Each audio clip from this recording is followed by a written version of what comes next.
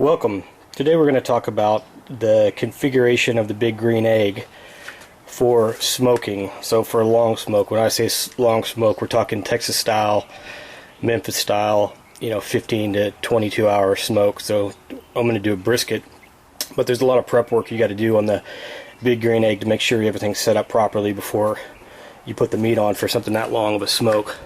First thing you want to do is, prior to this, I vacuumed out this area down here with the shop vac, so you can see there's nothing in there. That's very important because on the Big Green Egg, it's all about airflow. So airflow comes in from the bottom through this vent, ultimately comes up, back through the back, and then up through the top.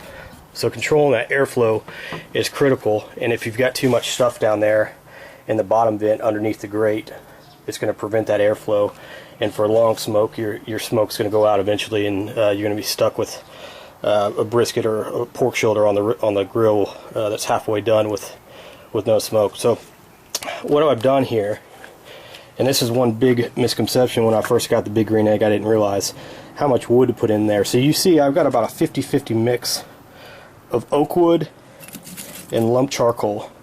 So this lump charcoal burns extremely hot, and the wood, obviously it's oak wood that's going to simmer in long smoke. The whole thing about a traditional smoker versus a Big Green Egg is, traditional smoker, you're literally starting it with charcoal, and that's the only value the charcoal has is starting the fire. And then you put the wood in on a traditional smoker, and the wood burns, and the smoke from the wood is what cooks the meat. The Big Green Egg's quite different in that, just think of this as a big insulated oven, and basically what you want to do is get your temperature right, and then once you shut it down, it's sealed with very tightly. It's all about simmering, so it's simmering the wood and the charcoal instead of burning the wood and the charcoal, and that creates just enough heat with this tight environment to keep moisture in there. So what I've done on a long smoke, you can fill this all the way to the top here, but for the long smokes, I leave a little bit of room here. I'm going to smoke a 15-pound brisket. That's going to go about for 18, 19 hours, maybe 20 hours. This will last probably 30 hours here without having to touch the fire. So I layer it from the bottom, literally just like you see here. I do one layer of charcoal, a layer of wood. Just keep doing that. So throughout, as the charcoal and the wood drops, it continues to simmer and burn and create nice smoke the whole time. So how do we set it up? On my setup, it's a standard Green Egg setup.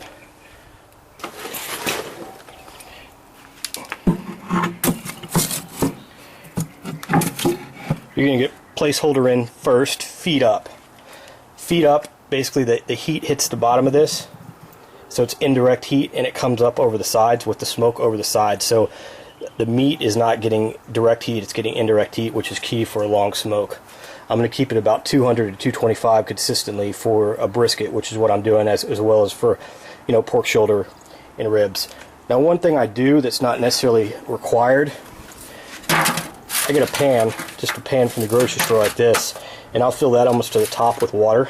That creates additional moisture, but more important, as that brisket smokes, the fat and the juices fall down in there and then smoke back up into it and create more moisture and more flavor for the meat.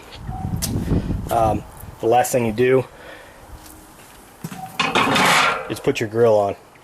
Now, one thing a lot of people, it takes them a long time to figure out, is with this Big Green Egg, since the vent is at the bottom, the airflow naturally comes up the backside of the Big Green Egg.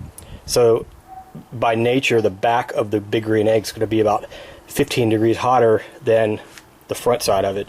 So what I do is, for a big brisket, I put the cap, the big thick part, down here, and that thinner part over here.